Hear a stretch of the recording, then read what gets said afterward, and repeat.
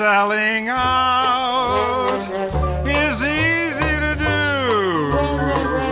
It's not so hard to find a buyer for you. When money talks, you're under its spell.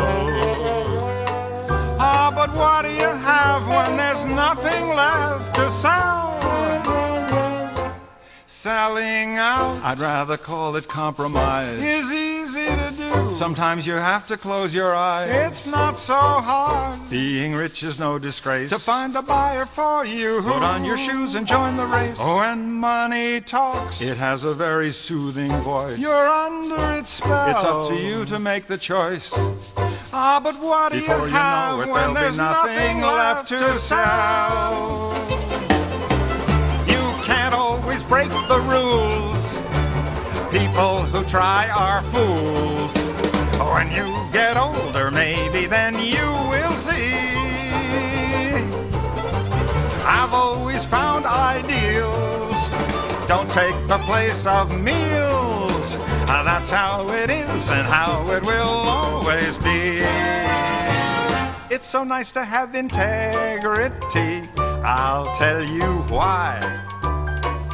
If you really have integrity, it means your price is very high. So remember when you start to preach and moralize that we all are in the game, and brother, its name is compromise. It's so nice to have integrity.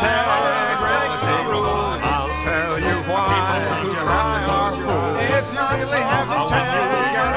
Maybe that means your price is very high. So remember when you start to preach and moralize that we all are in the game, and brother, its name is compromise.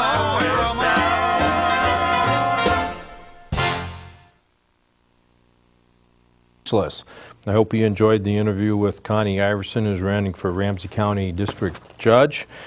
And I would encourage you to put your vote behind her. And I have another candidate, not judicial candidate, but Tammy Ekstrand is running for Senate in Maplewood and Oakdale area. And North St. Paul. And North St. Paul. Didn't mean to forget about you, North St. Paul. In what's called Senate District 55. You know, a lot of people say, well, I'm running for Senate in Senate District 55, and people go, I don't know where that is, or 47 or 36. Well, people don't know, but this is Maplewood, Oakdale, North St. Paul. Correct. That you will be representing. Absolutely. And one thing about you, I'm going to try to draw a lot of distinctions between you and your opponent. Okay. Who's the current Senator Chuck Wigger. And you'll probably draw him out too, but my sense is that you're really the citizen candidate. Absolutely. In this. And why would you say that versus Chuck Wigger? I mean, well, I think I'm a lot more in touch with the community. I'm in touch with the citizens. I've got 4 kids, but 3 of them are still in school. I've got a grade schooler, a middle schooler, and a high schooler, and I've got one that graduated. I'm out there in the trenches every day. I'm seeing what's out there. I've been a volunteer with Boy Scouts, with the police department, with religious ed, with baseball.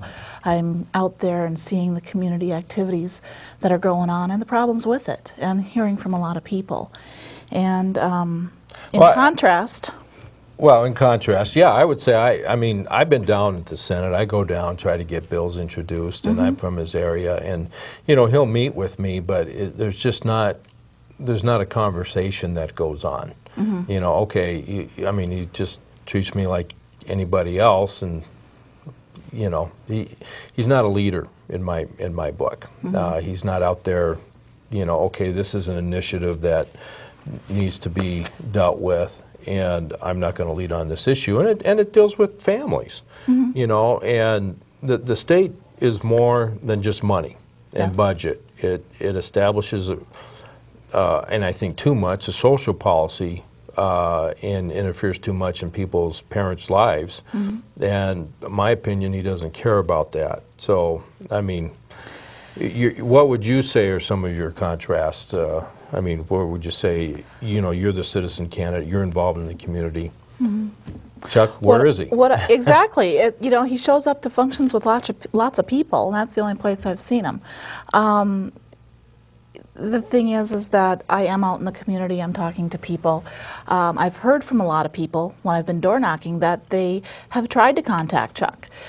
They've written in letters, they've written in emails. I myself have written in an email saying that I don't agree with, you know, whatever the situation may be, and we get back a nice little form letter saying, hey, thanks for your support. It's like, you're not even close.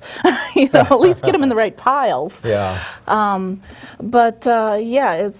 I think all of his kids are grown, and you know, I got to question how in touch he is with the community, rather than just being a career politician for the last 14 plus years. Yeah. Well, you know, an issue that's coming up that I've done a little research on, but in dealing with funding for the schools, we have levies and we have bonding. And something that happened a couple years ago was that Chuck Weger voted that school teachers, the school districts can bond for retirement planning. And first of all, that is outrageous, because bonding is for bricks and mortar. You know, it's not for your annual costs. Absolutely. And so the school district. Bonding is a fancy term for loan. It's get that out there. Exactly. That means we're borrowing money to pay for our future retirements instead of funding for those retirements with cash we have on hand. So the school district in North St. Paul, Maplewood, went out and then did a $30 million bond. Absolutely, they did. And after that, there was voter outcry from all across the state. And Mr. Weger actually voted for this to be able to be done. And North St. Paul, Oakdale, Maplewood did go out and take that $30 million out to pay for teachers' pensions. And this was all done without voter approval.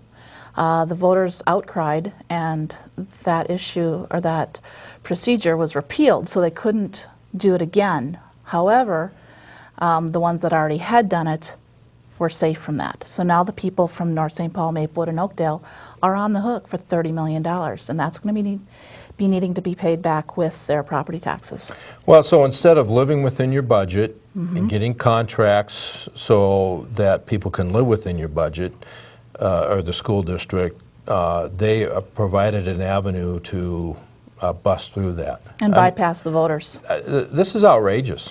I mean, this is serious. Now, they may not, I mean, this aspect of not being able to vote for a levy, it just automatically renews. That's the other thing that he's trying to get pushed through. Last session, he supports extending school levies without voter approval.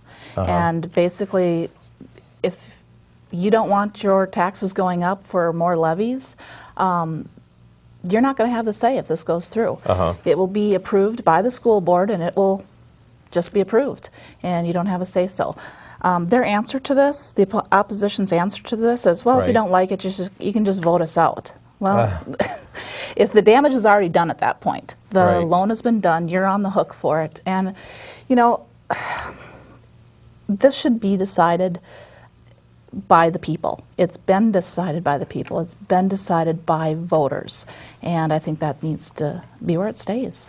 Well, and a levy is for a certain period of time in order that you can reevaluate and see the direction and see what type of money you have coming in and the burden that may or may not be placed on the people in your area.